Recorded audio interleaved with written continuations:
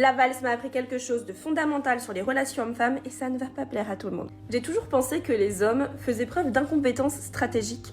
En réalité, avec la valse, j'ai compris que le vrai problème venait des femmes et de leur côté bossy girl. Dans une valse, chaque personne a un rôle. La femme doit se laisser guider, être légère, avoir un beau port de tête, sourire, être fluide, gracieuse et aussi gérer l'imposante robe qui l'entoure et les talons. L'homme de son côté doit inventer la chorégraphie au fur et à mesure d'une musique sur laquelle il doit se caler en termes de rythme, c'est son rôle, et aussi te guider ainsi que lui, donc les deux corps, sur une piste de danse pleine à craquer. Il doit faire attention qu'il ne vous arrive aucun accident. Quand je suis arrivée à la valse, j'ai bien intégré les rôles que je devais suivre, mais j'avoue que comme mon partenaire n'était pas en rythme, ça m'agaçait énormément et je voulais remettre le bon rythme. J'essayais aussi de guider, j'essayais aussi d'avoir des idées pour la chorégraphie et d'insuffler mes propres idées.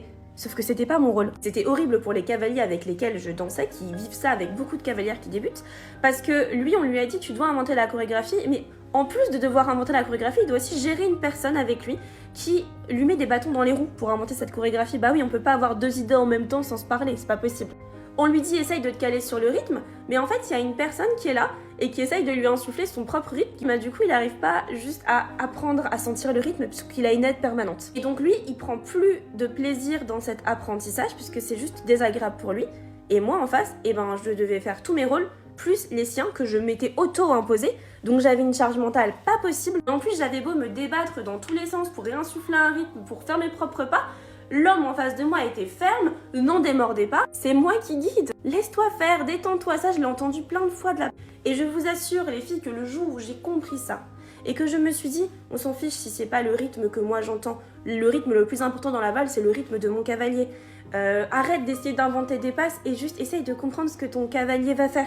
Et c'est là que j'ai réussi à déconnecter mon cerveau et je me suis rendu compte en faisant un parallèle avec la vie que c'était exactement la même chose quand t'es chez toi et en fait tu t'agaces de voir ton partenaire qui coupe pas bien une tomate, donc tu vas le faire à sa place parce que ça prend trop de temps pour toi, c'est pas le rythme que tu aimes. Dans la danse comme dans la vie, faut laisser les uns et les autres s'approprier leur rôle, s'approprier leurs tâches et faire à leur manière.